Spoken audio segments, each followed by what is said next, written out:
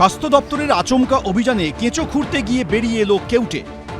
বেসরকারি নার্সিংহোমের বেআইনি রক্তদান শিবির ও রক্ত বিক্রির বেনিয়মের পর্দা ফাঁস হল দক্ষিণ ২৪ পরগনায়। এবিপি আনন্দর ক্যামেরায় ধরা পড়ল উপহার দিয়ে রক্তদাতাদের আকৃষ্ট করার ছবি। টেবিল ফ্যান আর খাবার। কেন পেলেন? রক্ত দেওয়ার জন্য। সরকারি হাসপাতালের ব্লাড ব্যাংক যেখানে ভুগছে রক্তাল্পতায়, সেখানে বেসরকারি ব্লাড ব্যাংকে রক্তের যোগান আসছে কোথা থেকে? বিভিন্ন সূত্রে পাওয়া অভিযোগের ভিত্তিতে রবিবার দক্ষিণ ২৪ পরগনার মথুরাপুরে একটি রক্তদান শিবিরে আচমকা হানা দেন স্বাস্থ্য দপ্তরের কর্তারা।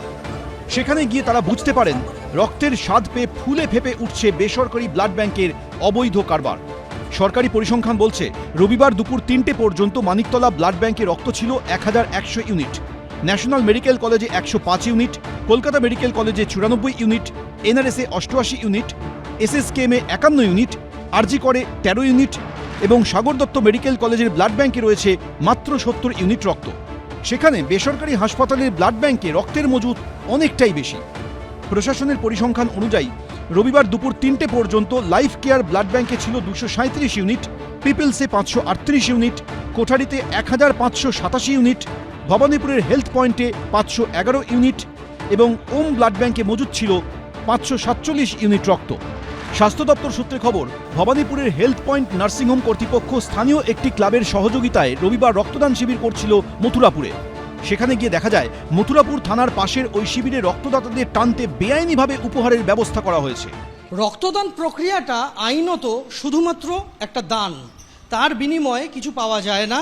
কিছু দেওয়া হলে সেটা বেআইনি। শয়ে শয়ে হাজার হাজার টেবিল পাখা, স্ট্যান্ড পাখা, কুলার মজুত রাখা হয়েছে যারা এখানে রক্তদান করছেন তাদেরকে উপহার দেওয়ার জন্য। ঘরে যদি একজন মেম্বার হয় তাহলে টেবিল ফ্যান দেওয়া হবে, যদি ডবল মেম্বার থাকলে তাহলে স্ট্যান্ড ফ্যান দেওয়া হবে এবং যদি তিনজন মেম্বার থাকে তাহলে কুলার দেওয়া হবে। তা আমি আর আমার বাবা এসেছিলাম, সে কারণে দিয়ে আছে।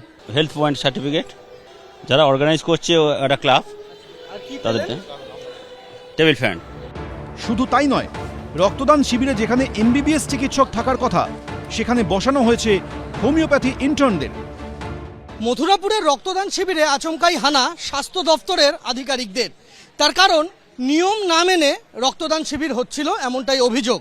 রক্তদান শিবিরে যে ডাক্তারবাবুরা এসেছেন, যারা রক্ত সংগ্রহ করছেন মানুষজনের থেকে, তারা এমবিবিএস ডাক্তার নন, তারা হোমিওপ্যাথি চিকিৎসক। এবং স্বাস্থ্য দপ্তরের আধিকারিকদের কথা অনুযায়ী হোমিওপ্যাথি চিকিৎসক কোনোভাবেই এই ধরনের রক্তদান শিবিরে রক্ত সংগ্রহ করতে পারেন না। সূত্রের খবর, টেকনিশিয়ান বলে যাদের রক্ত নিতে বসানো হয়েছে তারা গ্রুপ ডি কর্মী। এক একজনের শরীর থেকে যে পরিমাণ রক্ত নেওয়ার কথা নেওয়া হচ্ছে তার থেকে বেশি। রক্ত মাপার কোনো যন্ত্র নেই, নার্স নেই, রিয়াকশন হলে রোগীর কি হবে তার কোনো ব্যবস্থা নেই, নেই কোল্ড চেন মেনটেন করার ব্যবস্থা। সত্যি আমাদের এত আমরা অকিবল ছিলাম না, জানতাম না যে কিভাবে করতে হয় না করতে হয়। হ্যাঁ, হয়তো কোনো জায়গায় বা কোনো রকমভাবে যেটা আমরা এখন জানতে পারছি যে এটা হয়তো আমাদের করা উচিত ছিল। এটা প্রত্যেক জায়গায় ১০ থেকে ১৫ গুণ রক্ত নিয়েছেন, হয়তো সেই সময় 10টা রক্ত ছিল, 150টা রক্ত নিয়েছেন। রিপোর্ট আছে আমাদের কাছে। আমাদের ভলেন্টারি ব্লাড ডোনেশন যারা দাতা দেন, সংগ্রহ দেন, তারা প্রত্যেকে কমপ্লেন করেন যে প্রাইভেট যেখানে যেখানে লাইসেন্স রয়েছে সেইখানেই তারা এইভাবে উপহারের বিনিময়ে রক্ত কালেকশন করার ফলে আমরা আর পাই না, সরকারিরাও পাই না। সত্যি কথা বলতে আমরা যে 78% মানুষকে পরিষেবা দিই তাতে আমরা 9 লক্ষ রক্ত পাই, আর তারা 22% দিয়ে তারা 7.5-8 লক্ষ রক্ত কালেকশন করে। স্বাস্থ্য দপ্তর সূত্রে খবর, এই ধরনের ক্যাম্প বন্ধ করার নির্দেশ দেওয়া হয়েছে। লিখিত অভিযোগ দায়ের করা হয়েছে মথুরাপুর থানায়। ভবানীপুরের হেলথ পয়েন্ট নার্সিংহোম কর্তৃপক্ষকে শোকজ করা হবে। জবাব সন্তোষজনক না হলে লাইসেন্স বাতিল করা হবে। যদিও হেলথ পয়েন্ট নার্সিংহোম কর্তৃপক্ষ জানিয়েছে স্বাস্থ্য দপ্তরের পরিদর্শনের বিষয়টি তারা শুনেছেন, বিস্তারিত কিছু জানা নেই। সন্দীপ সরকার, এবিপি আনন্দ। এবিপি আনন্দ, এগিয়ে থাকে, এগিয়ে রাখে।